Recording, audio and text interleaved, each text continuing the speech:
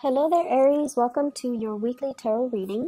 So let's go into your reading. Let's talk about the first 5 cards. This is in relations to your love, romance, and just the relationship sector overall. For those who are single and, looking, okay, and also for married people. What I feel here is really strong fire energy, and fire sign, you might be dealing with a fire sign, another Aries, a Sagittarius, or a Leo. And I feel like the Sagittarius vibe with this Wheel of Fortune, it is really prominent, okay, with this Wheel of Fortune here. So if you're dealing with a Sagittarius, Sun, Moon, or Rising, I feel like there has been a lot of clumsy communication and energy exchange between the two of you, okay? And the reason I say that is we have the Page of Rods. This is the Page of Wands. It's a very young energy in the reverse position.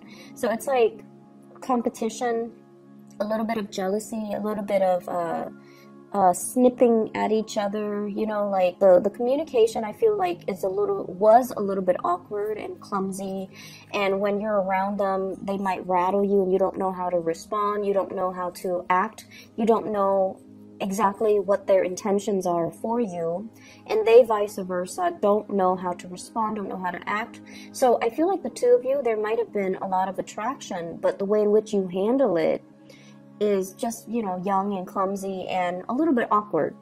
So this is moving away into the past, and moving forward I see a lot of maturation that's happening over time, and I feel like a lot of it has to do with you not being so impulsive and taking a little bit of a stance where you kind of, you know, put your guard down, you kind of chill out a little bit, and you kind of detach yourself and approach them not from a stance of defensiveness or offensiveness.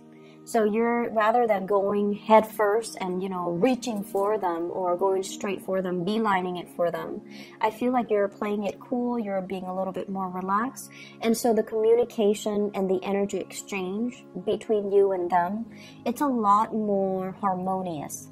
So we have here the Knight of Rods. This is somebody that is, you know, they're very easygoing, carefree, very exciting, very attractive, possibly different from you, you know, culturally, religiously, linguistically. So it's somebody that hails from a foreign land or from a place where their values are different, their beliefs, their worldviews are very different from you. But this is a very nonchalant energy. They don't judge. They don't tell people, you should do this, you should do that. They don't impose their belief systems on other people. And I feel like if you are dealing with another fire sign, even though, you know, you both are fire, I feel like there might be some cultural differences. So letting the other person kind of be them, while you focusing on what you need to do, rather than preaching, but being a lot more accepting, being a lot more open. That's going to be very crucial for you to get the relationship off the ground, okay? I see two people here that have a lot of attraction towards one another, but I feel like one person is very, very closed off. One person is definitely interested. There's mutual attraction. And one person is a little bit more closed off here with this Four of Pentacles. This is sort of like not really trusting the other person's agenda, feeling like the other person might not be completely straightforward, feeling like they have ulterior motives. So I feel almost like, do you like me for my financial resources, or do you really like me for who I am? Okay, I see you questioning that, and I don't see like paranoia, but I feel like you have dealt with a lot of young energy, or you have, you know, gotten involved in relationships in the past where the people were not really great or nice people. And so some of you, because of that, you're kind of holding back, you're kind of more skeptical, and that's fine. But I feel this trepidation here about getting involved with new people because you're also very fearful of commitment. And so you're just like, if I get involved with them, is that really going to detract me from my work, my security, my financial resources? Is it going to also affect, you know, the way in which I spend my free time? So I see somebody clamming up or not ready to open up because of fear of commitment, because of fear that they're going to have to reorganize their life around the relationship partner, and they're not really prepared to do that.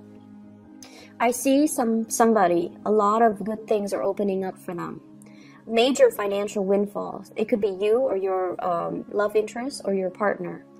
Major new opportunities that are coming into the picture for them. So I feel like Sagittarius, strong Aquarius that you're dealing with. So fire signs in general, but strong Sagittarius, strong Aquarius, people that you're dealing with, where the world is opening up for them, where, you know, they're kind of like very elated because of the financial prosperity, because of, at this point in their life, they're healed, they're feeling really good. They're also possibly wanting to be on their own. They're wanting to be single. They're wanting to even play the field.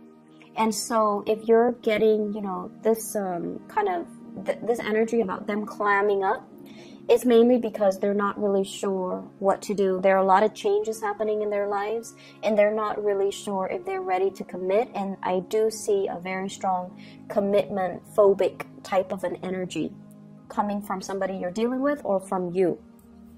I'm also sensing as well, somebody's coming towards you. If you are in a relationship, you're trying to preserve your relationship. So you're just like, I'm going to admire you from afar. I'm going to, you know, look at you and be attracted to you and enjoy this physical attraction that we have, but it's going to be from afar, because I don't want to risk losing all the good things that are happening in my life by dabbling in this affair where I feel like it might not give me that stability. So I feel like many of you are very security oriented for this week, and you might have, you know, really strong attraction between you and another person. And you might as well have to work with them in a work environment. You might feel really, you know, really connected to them. But I feel like there's this, one person's in a relationship and the other person's aware of it. So they're not really opening up to, you know, wedge themselves and be a third party, or they're not down with being the homewrecker. They're not down with getting involved and be seen as the other woman, the mister or the mistress. So I feel like that energy coming in, and so there's a lot of attraction. There's a lot of hopefulness for between you and your significant other, or between you and the person that you are crushing on. I definitely feel somebody coming towards you, and I feel like you're kind of not sure about their motives, okay? So that's just what I'm feeling here. For those who are in coupled relationships, I see the two of you joining your assets together. This is a card about power, being able to manifest a lot of financial security, hanging on to your money and your resources, possibly, you know, deciding, hey, let's have children, and, you know, saving up and things like that, saving up for a rainy day, saving up for home repairs, making a lot of like practical calculations to, as a couple, save up so that you can buy something or make some big purchases, or even save up for your financial security in the future. Okay, so it's a really beautiful energy. In terms of other areas in your life, what I feel here is this is a really good card. Positive reception, career advancements, having promotions, or dealing with working in an environment where you're kind of like on center stage. You're possibly doing a lot of presentations. You're possibly being sought after because of your ability to be like a consultant, an advisor, or somebody that, you know, generates money on their own because of the skills and the advice and the solid advice that they bring to the table. I see a lot of people working, doing a lot of presentations, doing a lot of financial consultation as well, and you can even be that financial consultant. So if you're working on a contract or sales basis, I see a big boost in sales and big boost in income. For many of you, there might have been a situation that you have left behind, like a work environment that was kind of cutting away at your ability to be yourself. This is like separation. So there might have been, you know, some people that left the work environment finding out news that somebody is leaving at the very last minute, and they didn't, you know, there's no contingency plan as to who's going to take over for them, or there's no contingency plan as to all the work that they've left behind, who's going to take care of it and you know, take over. So I feel like there might be a situation where you might have to handle the workload of somebody that has left, or that has retired, or that has recently, you know, changed jobs. So they're leaving behind work, and you're taking on the mantle, and you're going to be able to work your magic.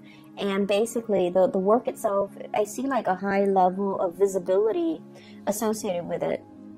And I also feel like you have the skills and the competency to get the work done, but there's still issues when it comes to going up the chain of command and following, you know, the proper channel, so that you are doing work the way that the supervisor of that other person wants it, rather than the way your own supervisor or your whatever it is that you, however you want to do it.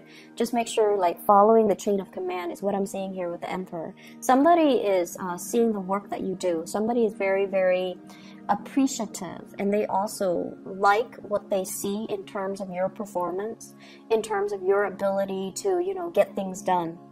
And they also feel as well that you make things happen, that whatever you touch, it becomes like a green light.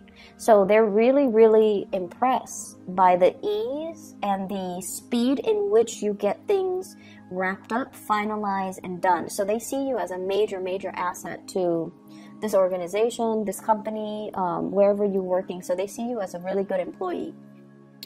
They're also... We have Three of Swords as well as the Seven of Swords. This deals with sneakiness. This deals with behavior that is not completely above board. So if you're doing this to kind of finalize plans, you want to be very careful, because I feel like it's being looked at closely by a supervisor, a manager, or somebody that is above you. So be above board in all your dealings. If this is being done to you, there is going to be some... I feel like things are being rectified. So if this is being done to you, if, you know, somebody left and just dumped a bunch of work on you, then I feel like the work is going to get distributed, and then, you know, you're going to be treated fairly, and you're not going to be you're not going to take it lying down, nor will people allow it to happen to you. So you have some strong protection in the work environment, and they're going to help you manage and monitor, or manage the work that you do, and they're going to monitor your progress to make sure that, you know, you're able to achieve, okay? So good energy overall. Be careful about reviewing so much of your plans to coworkers. I'm also sensing, you know, keep your ideas close to your chest. And then I'm also sensing you have like good people, higher ups that you can count on, okay? I'm going to leave it at that, and I'll see you guys next week. Take care.